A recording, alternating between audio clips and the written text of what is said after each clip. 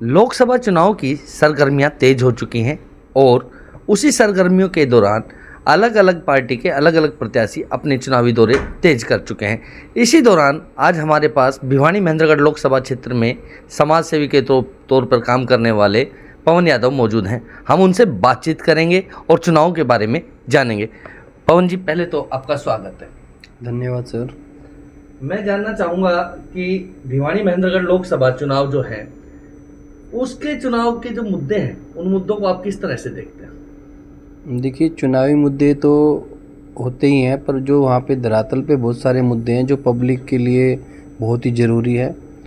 जो चुनावी मुद्दे हैं वो तो ऐसे होते हैं कि टाइम बिंग है, पर वहाँ जो मैंने देखा है उस एरिया में, जैसे भिवानी महेंद्रगढ़ जो क्षेत्र है ना, ये पिछड़ा हुआ क्षेत्र कहा जाता है।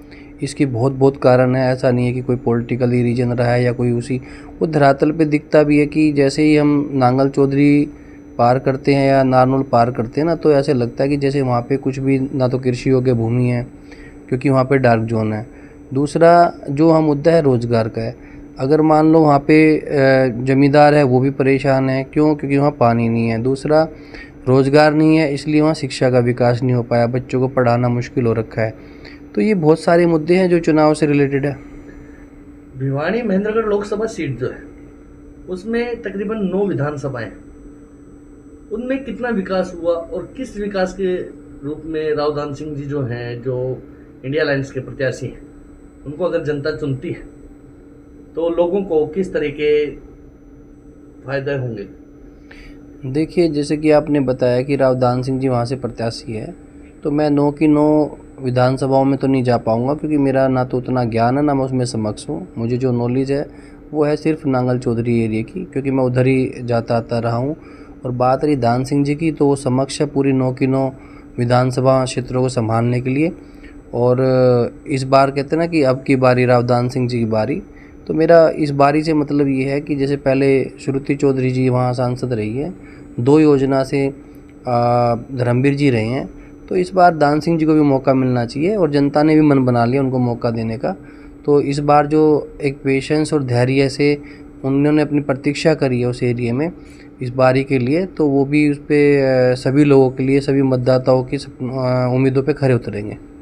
अगर इंडिया अलायंस के प्रत्याशी रावदान सिंह जीतते हैं तो जनता उनसे क्या उम्मीद रखती है? देखिए, जनता की तो पहली उम्मीद है ना रोज़गार ही होगा, क्योंकि रोज़गार और संसाधन जो चीज़ है ना, ये 2 ऐसी चीज़ें हैं, ये बेसिक यहीं से शुरुआत होती है संपन्नता की, समृद्धि की। अगर मान लो वहाँ पे रोज़गार आएंगे तो शिक्षा आएगी। क्यों? रोज़गार से पैसा आएगा और पैसे से बच्चे पढ़ेंगे, लिखेंगे, बड़े होंगे और अपना कोई टेक्निकल एजुकेशन लेंगे और उसके बाद अपना विकास करेंगे।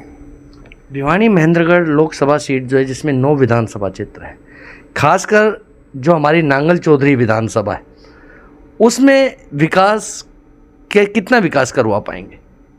देखिए, जो आज की स्थिति है ना वहाँ पे, वो ऐसा लगता है कि जैसे वहाँ पे जब से वो कॉन्स्टिट्यूंसी बनी है वहाँ कुछ हुआ ही नहीं है, कुछ ऐसा लगा नहीं। कॉन्स्टिट्यूंसी बनने के बाद जो उम्मीद थी कि एक कॉन्स्टिट्यूंसी बन जाएगी, इसको एक सेपरेट विधायक मिल जाएगा, तो पिछले 15 साल से मुझे नहीं लगता वहाँ पे कुछ भी कोई भी इस तरह का कोई अपॉर्चुनिटी हुई है, कोई रोज़गार आया है कि लोगों को वहाँ जीवन यापन के लिए कोई सहूलियत हुई है। जो लोकसभा है, इस क्षेत्र में मूल मुद्दे क्या रहेंगे? जो लोकसभा क्षेत्र भिवानी महेंद्रगढ़ है, उसका सबसे जो मूल मुद्दा यही है कि वहाँ अगर मान लो डार्क जोन होने की वजह से फसल नहीं हो पाती, तो वहाँ पे कोई इंडस्ट्री स्थापित की जाए और रोज़गार के अवसर प्रदान किए जाएं। अगर रोज़गार के अवसर प्रदान करेंगे तो मेरे ख्याल से उस क्षेत्र का विकास हो सकता है। अगर रावदान सिंह चुनाव जीतते हैं तो वो प्रमुखता से युवाओं के लिए क्या करेंगे? देखिए, बात ये है कि वहाँ युवाओं की आज जो ज़रूरत है वो सिर्फ़ और सिर्फ रोज़गार है। दूसरा कोई मुद्दा मुझे नहीं लगता, क्योंकि हर चीज़ इसी रोज़गार से जुड़ी हुई है। तो दान सिंह जी को चाहिएगा वहाँ पे, मेरा एक सजेशंस है कि जैसे अपने गुड़गांव में बहुत पहले मारुति आई थी, उसके बाद फरीदाबाद में एस्कॉर्ट्स आई थी, फिर डेंसोर होंडा IMT मानेसर में आए, उसके बाद खरखोदा में IMT बनने लग रही है, तीसरा ये मेवात में भी IMT आ गई है। तो मैं चाहूँगा दान सिंह जी से कि अगर नांगल चौधरी में भी एक IMT आ जाएगी तो उस क्षेत्र का विकास किया जा सकता है और वो उसके लिए अग्रसर भी रहेंगे।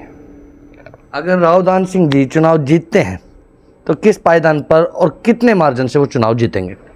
देखिए, मैं कोई पॉलिटिकल डाटा लेके नहीं बैठा हूँ, ना ही मैं अभी उस चीज़ में इतना घुसा हुआ हूँ। मेरे एक निजी सोच है कि अगर मान लो 10 विधानसभाओं में जो एक निर्णायक है और जिसका निर्णय पोलिंग से पहले ही दिख रहा है, जनता का प्यार और जनता का रुझान और ये जन सैलाब दिख रहा है, उससे मुझे लग रहा है निश्चित तौर पे अच्छे मार्जिन से जीत दर्ज करेंगे। आप विशेषकर नांगल चौधरी विधानसभा क्षेत्र से ताल्लुक़ रखते हैं, तो क्या मानते हैं कि नांगल चौधरी में क्या क्या विकास कार्य होने चाहिए? नांगल चौधरी में जो एक अपना नांगल चौधरी के जो हक है, हक की लड़ाई है कि वहाँ पे उसका कॉम्प्लेक्स हो, जैसे वहाँ पे अपना एसडीएम प्रॉपर बैठे, वहाँ प्रशासन प्रॉपर बैठे, ताकि जो जन सुविधाएं मिल सके, जो छोटी मोटी शिकायतें प्रशासन से रहती है उसके लिए अपना नारनौल ना जाए, और जो भी वहाँ पे मार्गदर्शन हो वो मौके पे दान सिंह जी की देखरेख में। हम ये चाहते कि वहाँ पे एक कम से कम एक ऐसा लगे कि एक छत के नीचे जो सरकारी महकमे है सारे के सारे नांगल चौधरी में आके बैठे। तो मेरे साथ मौजूद थे पवन यादव, जिन्होंने अपने विचार चुनावों को लेकर रखे हैं। कलम की ताकत के लिए नारनौल से नितिन शर्मा।